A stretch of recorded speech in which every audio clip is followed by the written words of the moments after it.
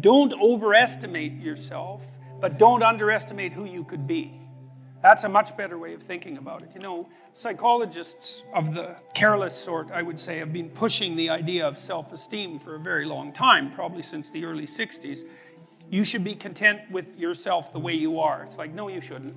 Seriously, like, you're nowhere near what you could be. You're not even close.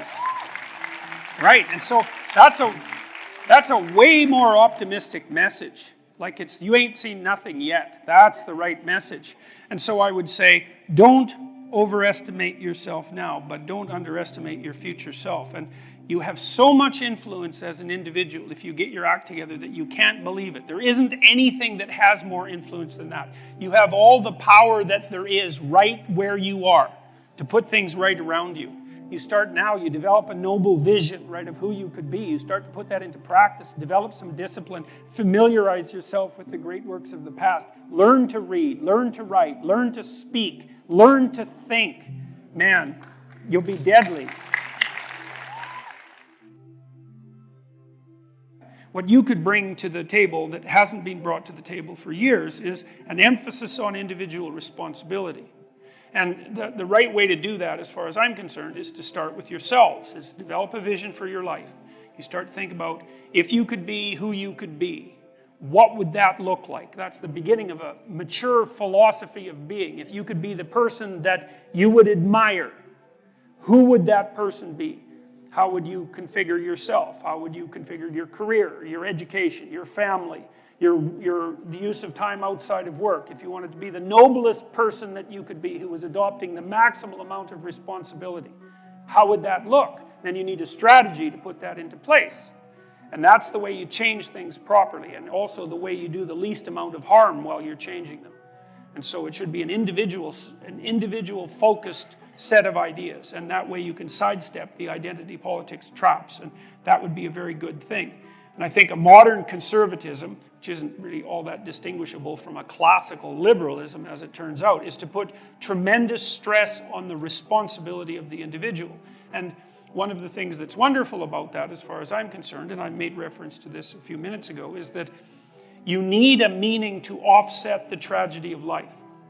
Otherwise, you just suffer stupidly, and you tend to make people around you suffer the same way. The way that you find that meaning is by adopting as much responsibility as you can. And what's also so fascinating about that is, you know, you're characterized by an indefinite potential. And it isn't easy to understand exactly what that is, that potential, but you know, it's what people call you on when they say, you know, you're not living up to your potential, whatever that is. That potential will be called forth from you as a consequence of adoption of responsibility, because it won't manifest itself unless you take on a load.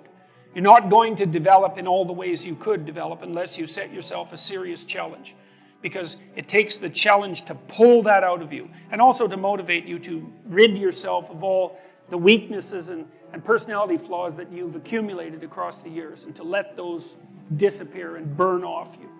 You need to load yourself up before the demands of life will be such that you will discipline yourself properly. And a noble goal is a very good way of beginning that. The truth of the matter is, as far as I'm concerned, that each of us has enough potential character, power of character, let's say, if it's properly manifested, to contend with that in a noble way, and to rise above it, and to transcend and to deal with it in large part, because we can make the world a much better place than it is for each of us individually, and for our families, and for our community. And we can constrain the malevolence, at least in our own hearts, and perhaps have a positive effect on those around us as a consequence. And that actually does make things better, and we actually can do that, and that's where the meaning in life is to be found. And that meaning, you know, that goes along with the adoption of that kind of responsibility is actually the antidote to the suffering. You know that perfectly well, because all of you need a reason to get out of bed in the morning, especially on a rough morning, you know, when things aren't going so well in your life. And there will be plenty of times when things aren't going so well in your life. And you still need a reason to get up and get moving and get out there. And if you have adopted the responsibility at an individual level to make things better, given how bad they are, if you've adopted the responsibility to make things better, then you have a reason to get up. And so one of the things that I've been stressing to people is that there's very little difference between the meaning in life that gives you fulfillment and that engages you in existence and the willingness to shoulder as much individual responsibility as you can possibly handle. Those are the same things. And that's a really useful thing to know. And you kind of know this, right? Everybody knows this because, first of all, if you're not living up to your responsibilities, even to take care of yourself, the probability that you're going to be ashamed of that at some level is extraordinarily high. And so your own soul tells you that you're in error, so to speak. But also if you look at who you spontaneously admire, which is a good indication of where your value system really sits, you'll see that the people you admire are always people who take responsibility for themselves and responsibility for their family and responsibility for their community.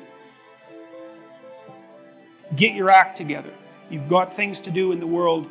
The absence of your full being in the world leaves a hole that is filled by terrible things. At minimum, you have an ethical responsibility to ensure that the world doesn't devolve into something approximating hell. And at maximum, you have the responsibility, again, and it's a heavy ethical responsibility, to do everything that's in your power to make things as good as you can possibly make them in this sophisticated manner that takes you and your family and your community into account. And it's on you, right? And that's meaning. People say, well, I'd like to have a meaningful life. It's like, well, fair enough, but the price that you pay for the meaning that transcends tragedy is the adoption of responsibility for the catastrophe of existence. But that ennobles you, right? It makes you into someone strong and someone competent and someone who's worthwhile and who lives in a manner that justifies their own suffering. And there's nothing better than you could possibly do than that. Although there is a very large number of ways of looking at the world, or perhaps a near infinite number of ways of looking at the world, there isn't a near infinite number of ways of acting in the world in a manner that actually is successful. So there are constraints on how you can interact with the world in a successful manner. Let's assume that you don't want undue pain and anxiety. We could just start with that, and I think that's a reasonable proposition. You can tolerate some pain and anxiety if it's in the service of something greater, obviously, but I just mean pointless pain and anxiety. We don't want any more of that than is necessary, and that means that you have to take care of yourself to some degree, but the manner in which you take care of yourself is severely constrained. This is partly why you have to be intelligent and careful and plot your way through life properly.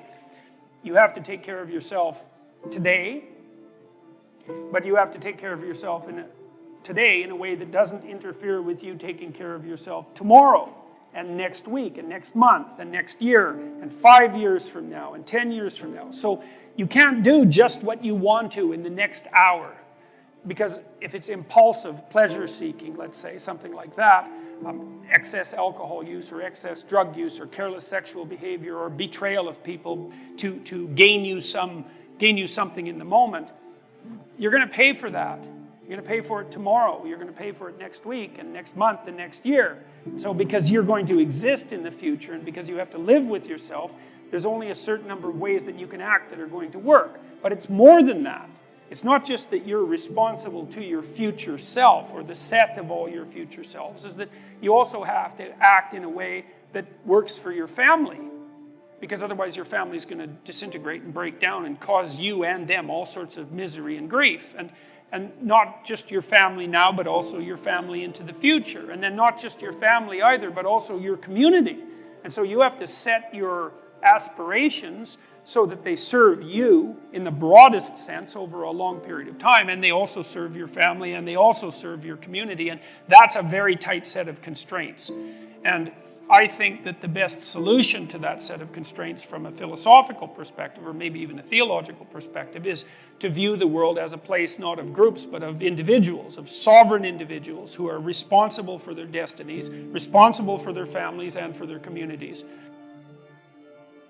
You learn to use minimal necessary force. It's like you don't defend yourself any more than you have to. Like, be careful. Don't push any harder than you need to, because all you do is you generate a counterforce by pushing harder than you need to, and then you're in conflict.